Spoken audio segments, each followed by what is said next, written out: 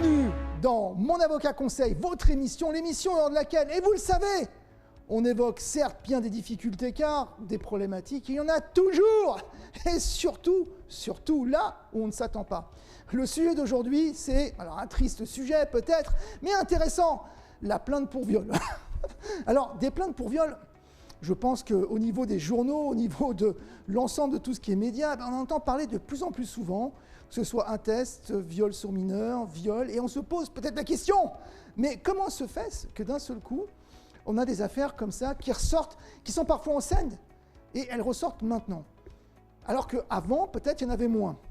Et il y a une raison juridique à tout ça, et c'est important de le comprendre.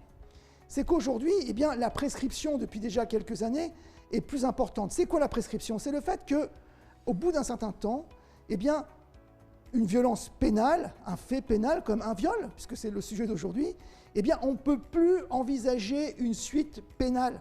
C'est-à-dire que même si une personne a été violée, eh bien, elle ne peut plus avoir justice. Ce délai était de 10 ans. Désormais, depuis 2017, il est de 20 ans. Ça change beaucoup de choses.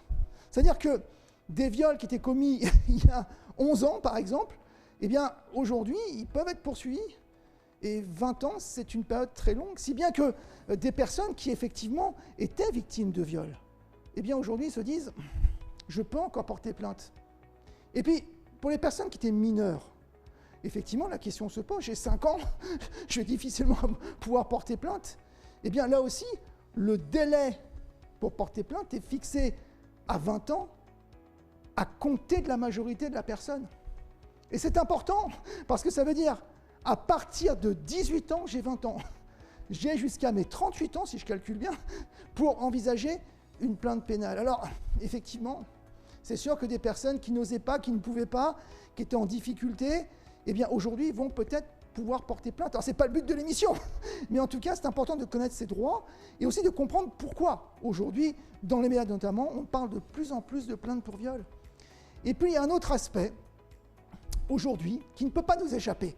C'est qu'alors qu'il y a des viols prescrits, pour deux raisons, ils ont plus de 20 ans, ou encore, à l'époque où la réforme a eu lieu, eh bien, ils avaient déjà plus de 10 ans, c'est-à-dire qu'ils étaient déjà prescrits. Et la loi pénale n'étant pas rétroactive, eh bien, ils ne peuvent pas bénéficier de ces nouveaux délais. Eh bien, je ne sais pas si vous avez fait attention, des procureurs ouvrent quand même des enquêtes. D'ailleurs, ça fait débat.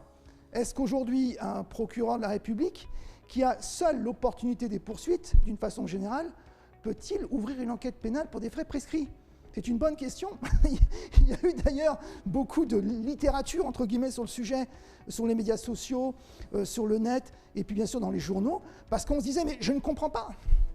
Aujourd'hui, une enquête est faite pour des faits prescrits de viol, mais ils sont prescrits.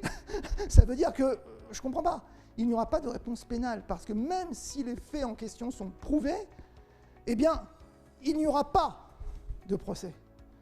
Et c'est pourtant ce qui se passe actuellement. Il y a donc des enquêtes qui sont diligentées par des procureurs qui, eux, ont dit de toute façon, nous allons mener une enquête parce que nous allons peut-être découvrir autre chose. Parce que c'est vrai, souvent, un viol ou une violence sexuelle, eh bien, elle en cache d'autres.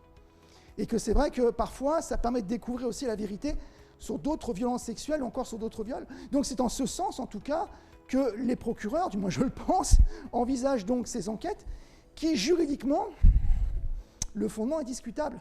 Et peut-être bien d'ailleurs que seront discutées plus tard s'il y a des affaires peut-être qui seront susceptibles d'être, on va dire, sanctionnées sur un plan procédural. Aujourd'hui, c'est un peu tôt pour le dire, mais il y a quand même une question qui se pose. Tout ce qu'il faut se rendre compte pour les personnes qui sont victimes, eh bien, c'est que, et vous l'avez compris, aujourd'hui on en parle beaucoup, c'est que vous n'avez peut-être pas plus de droits, mais en tout cas, vous pouvez plus facilement agir pour faire valoir vos droits.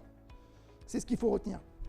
Ainsi s'achève votre émission, Mon Avocat Conseil, l'émission lors de laquelle, effectivement, et c'est bien, c'est comme ça, on envisage certes des difficultés, des problématiques, car des problèmes, il y en a toujours, mais surtout, et c'est le but de votre émission, des solutions.